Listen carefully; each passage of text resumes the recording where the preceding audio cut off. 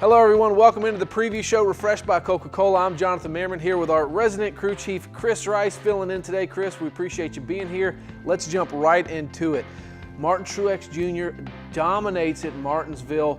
Another feather in his hat, another short track win for him, but what everybody's talking about is Denny versus Joey on pit road after the race. How do you take everything that we saw at Martinsville and kind of, break it down for us? Well, the domination by the 19 car, Cole Pern, everybody at that organization, they just hadn't quit. They moved from the 78 car last year all the way in Denver, Colorado, over to Joe Gibbs, and they dominated at Martinsville Speedway. It was very impressive to watch, but Denny Hamlin, Joey Logano, guys, we need that. We need some altercations. We need somebody to be up in the air, throwing the fist or whatever they're doing. But you know what? What I like about that is I love what the playoffs does to those drivers. It brings the intensity out. It shows you that these guys are under a lot of pressure and they got to get after it because they get ready to go to one of the fastest racetracks, Texas.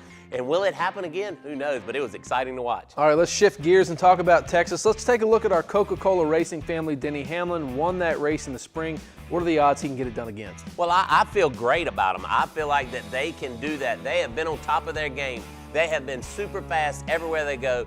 All the points that they have, how well he's run at the mile and a half, and all the short tracks, I feel really good about Denny Hamlin moving on to Homestead and also running well this weekend. Now, Joey Logano's got a 14-point cushion on the cut line, but as we know, Chris, 2 stages, you can be in or out by 20 points. So what does Joey Logano have to do when he gets to Texas to maintain that lead over Kevin Harvick there in the 5th spot? They definitely have to play defense. That first stage is key. They got to qualify well, and they got to get those stage points. Once they get those stage points, they can go on defense, right? So I like their odds going into Texas because all the Fords have run well every mile and a half, and I feel like they'll bring the heat. Doug Yates always brings the heat to all the big racetracks and all the motor departments. So I feel like Joey Logano, that entire Penske group, they'll go into Texas with their guns loaded. All right, Kyle Larson. That's a guy who maybe has to win, maybe not. Where do you shake out on that? Does he have to get it done in Texas or ISM? I definitely think he does because they're a car that you're looking at going, man, they didn't have a lot of bonus points. Yes, they won in the last round, but they have to get it done. They got to win. So the racetrack, I feel like the groove is going to have to move to the top for Kyle Larson to have a shot. Yes, he has been fast throughout all the mile and a halves here lately. They just have to buckle down, get their race car driving well, and allow Kyle Larson to do what he's been doing here lately. But they got to go out and win, or at least contend for a win and get a lot of stage points at Texas or ISM. All right, I'm going to list some drivers who are not in the playoffs but could be contenders. Brad Keselowski, William Byron, Clint Bowyer. Out of those 3 non-playoff drivers, who's got the best shot at Texas? Well, I watched William Byron this weekend really close. I felt like that he has matured a lot.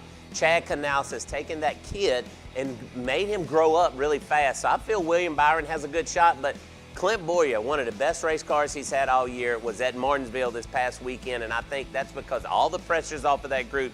They can go out and just do the things they need to do. They had a flat tire and done some bad things and ended up, breaking their race car, but I feel like Clint Bowyer would be one that can contend because he's always fast at Texas, and also the 24 of William Byron. The 2 car, I think they're doing a lot of things to help out the 22 and the 12, so I'm not throwing him in that mix. All right, now we're going to talk about fantasy a little bit.